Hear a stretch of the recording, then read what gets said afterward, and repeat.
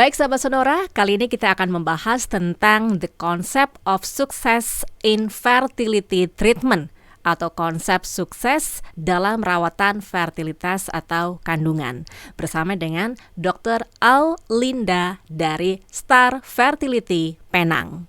Baik dok, saya akan bertanya bagaimana cara terbaik untuk pasangan suami istri yang ingin hamil. Silakan Dr. Linda. Oke. Jadi selamat siang ya ibu-ibu dan bapak-bapak di Indonesia ya. Hari ini kita akan berbicara mengenai konsep sukses dalam rawatan fertilitas ya. So konsep sukses pasien mungkin berbeda dengan dokter ya. Oke, apakah masuk sukses dalam rawatan fertilitas untuk dokter ya? So contohnya untuk satu pasien yang jumlah telurnya sangat sedikit ya. Jadi apabila terbentuk satu embrio walaupun satu saja dan embrionya yang hari kelima ya yang namanya blastosis, ia adalah satu sukses sudah pada dokter itu. Okey. Contoh yang lain ya, apabila seorang pasien ya yang membuat inseminasi dan selepas 2-3 minggu kemudiannya menunjukkan positif kehamilan atau dalam kes-kes bayi tabung ya, bila hasil darah beta HCG-nya menunjukkan kehamilan, ia adalah sukses kepada dokter walaupun kadang-kadang itu kehamilan itu tidak berkembang dan mengalami keguguran. So bagi pasien pula ya, apakah maksud sukses ya, konsep sukses ya untuk pasien dalam rawatan fertilitas? Jadi melalui kajian atau research yang dijalankan ya baru-baru ini ya, majoriti pasien mengatakan sukses adalah hamil selama 9 bulan dan pulang dengan bayi yang sihat di tangannya. Jadi, saya ingin ketengahkan satu lagi konsep sukses dalam rawatan fertilitas, iaitu time to conception atau masa yang diperlukan sehingga tercapainya kehamilan. Jadi, ada banyak faktor sebenarnya yang memainkan peranan dalam time to conception. Of course ya, Ibu Salia. Kita semua maukan the shortest time to success ya. Masa yang paling singkat sekali untuk hamil ya. Jadi sekarang kita sudah tahu konsep sukses ya. Ya untuk pasien dengan dokter mungkin berbeda ya. Untuk pasien of course ya kita semua mau ya, kalau pasien dia mau babynya pulang sekali ya. Okey. Tapi untuk dokter peringkat-peringkat suksesnya berbeda walaupun outcome yang terakhir ialah mendapat baby dan pulang ya. Okey. Dan of course kita nak masa yang paling singkat sekali untuk mencapai kehamilan. So, macam mana ya? Macam mana kita mau mendapat pulang baby dengan masa yang paling singkat? Of course kita kena mendapatkan diagnosa yang paling tepat. Betul Ibu? Dan kita mesti senaraikan masalah ataupun problem list. Sebab bila kita tahu apakah masalahnya, baru kita boleh mendapatkan rawatan yang sebetulnya. Betul Ibu? Ya. Contohnya, saya bagi contoh ya. Contohnya untuk pasangan A ya. Okey, jadi punca ketidaksuburan mungkin PCOS ya. Polycystic ovarian syndrome ya. Jadi dan mungkin tiada masalah sperma ataupun tubal falopi. Jelas ya dalam kes ini kita boleh mula dengan ubat merangsangkan pembesaran telur dan ovulasi aja ya. Tapi contoh lain ya, kalau pasangan B-nya ya mempunyai masalah sperma yang terlalu dikit dan tiada masalah lain ya. Jadi pasangan ini sebabkan masalah sperma yang terlalu dikit, jadi ini memerlukan rawatan bayi tabung dan ICSI perlu dijalankan. Maksudnya sperma itu harus diinjek terus ke dalam sel-sel telur ya. So jadi itu dengan itu ya sangat penting sebenarnya ya, sangat penting untuk memilih spesialis yang dilatih sepenuhnya dalam bidang advanced reproductive medicine, kerana spesialis yang holistik ya, bukan saja akan membantu ibu dan bapa hamil ya, tapi akan hamil dalam keadaan yang sihat supaya kita dapat hamil dalam keadaan baik untuk 9 bulan dan melahirkan anak yang sihat.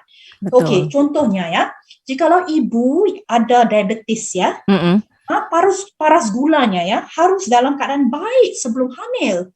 Dan jikalau menggunakan ubat-ubat diabetes yang tidak sesuai semasa hamil, dia harus ditukarkan dulu kepada ubat yang baik ya, yang boleh digunakan semasa kandungan. Jika tidak ya, anak mungkin tidak sihat dan kandungan itu mungkin keguguran.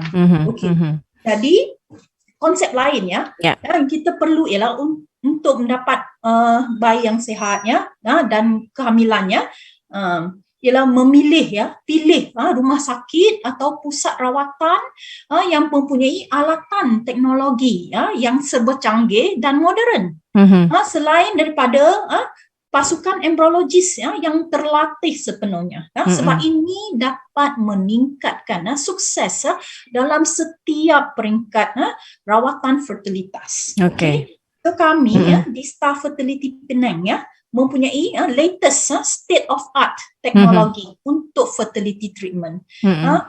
Contohnya ya, kami menggunakan industrial heating, ventilation, air conditioning, clean room teknologi.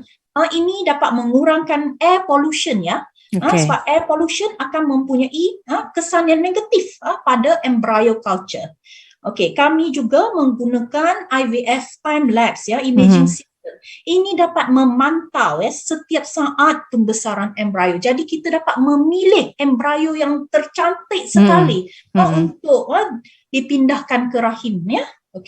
Dan of course kalau embrio yang cantik hasilnya lebih bagus ya. Dan kami juga mempunyai polarized ya microscope system. Jadi polarized microscope system ini penting untuk membantu pakar sains embryologis untuk memilih telur yang kualitasnya terbaik untuk persenyawaan. Jadi kalau boleh kita mau memilih sperma yang handsome dan telur yang cantik. Betul Ibu? Betul sekali.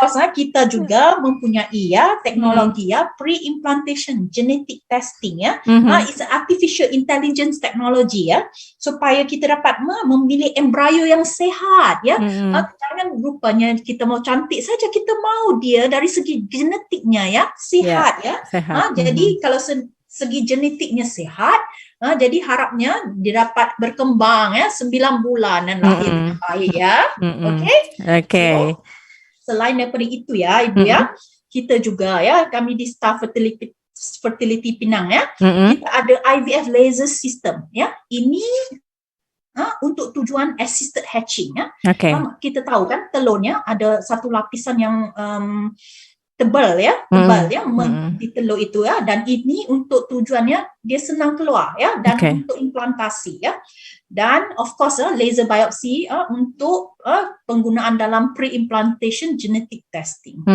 Kami juga menggunakan alert system dalam incubator kami yang akan berfungsi 24 jam. Jadi ini untuk memastikan keselamatan embrio. Jadi sangat penting untuk keselamatan embrio. Jadi Ibu sangat penting untuk mendapatkan rawatan yang dengan spesialis yang holistik dan terlatih sepenuhnya. Dan kami di Staff Fertility Penang dapat memberi terbaik untuk anda sebab saya sentiasa percaya your happiness is our happiness. You want the baby, we will try to help you our best. Dan satu lagi Ibu kami ada Facebook atau Instagram namanya Staff Fertility Penang jadi boleh mendapat rawatan mendapat berita terkini dari kami Ibu ada soalan Ada. Iya. Kapan waktu yang tepat dok bagi pasangan suami istri yang ingin mendapatkan perawatan infertilitas atau yang tadi dokter sampaikan itu tadi? Pasnya itu pas kapan gitu loh dok? Jadi peluang untuk seseorang wanita itu hamil berkurangan dengan pantasnya dengan setiap tahunnya selepas umur 35.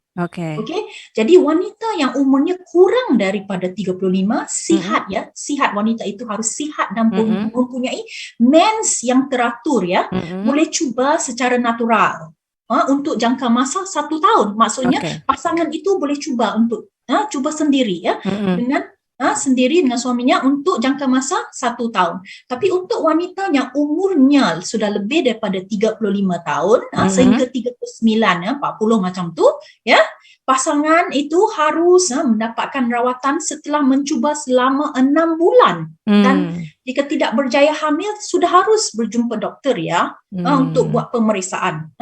Bagi wanita yang melebihi umur 40, jadi adalah dinasihati ya, untuk mendapatkan rawatan setelah cuba selama 3 bulan dan tidak berjaya hamil. Sebab masa itu emas ya. Time is gold ya. Sebab dengan peredaran masa, jumlah anak telur makin dikit dan kualitas telur itu pun makin dikit. Jadi kita perlu timbangkan faktor prime di sini ya. Okey, untuk masalah yang saya nak sebut selepas ini ya, jadi digalakkan juga untuk berjumpa dengan doktor segera ya. Seperti ya, pasangan wanita yang mempunyai masalah mens ya, yang tidak teratur ataupun tidak mendapat mens. Jadi kita khawatir ya, kita risau ya, mungkin ada masalah ya.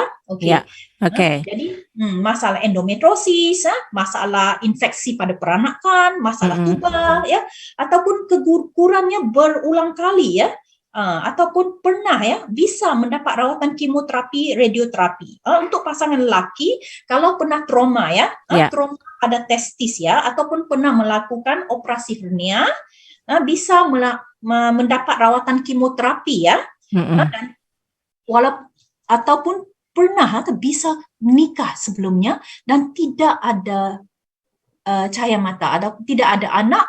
Mungkin satu petanda juga ada masalah pada sperma ya. Baik. Nah, apakah untuk pasangan suami istri yang langsung hamil setelah menikah begitu dok, ini juga bisa mengalami kesulitan kehamilan untuk selanjutnya dok? So untuk keadaan ini ya, ini kita panggil ya, kita namanya secondary infertility ya Ibu, ataupun infertilitas sekunder. Walaupun semuanya baik pada mulanya ya, dan mempunyai anak sebelum itu ya, boleh mendapat masalah infertilitas sekunder. Sebagai contohnya ya, kalau kita mempunyai appendix ya, Ibu tahu appendix ya, yang pecah usus buntu ya Bu ya, usus buntu ya, yang pernah pecah ya, pecah dan mendapat infeksi atau jangkitan satu badannya dan memerlukan orang kata laparotomi ya. Jadi ini boleh menyebabkan sumbatan sumbatan pada tube Fallopi. Jadi bila mendapat sumbatan pada tube Fallopi, jadi sperma dan telur tidak bertemu, jadi mungkin mengalami masalah kesukaran untuk mendapatkan anak ya. Baik ya. Terima kasih sekali Dr. Linda untuk informasinya. Sukses untuk Star Fertility Pinang, Dok. Terima kasih ya Ibu Sally ya. Baik. Selamat siang Dr. Linda. Selamat siang.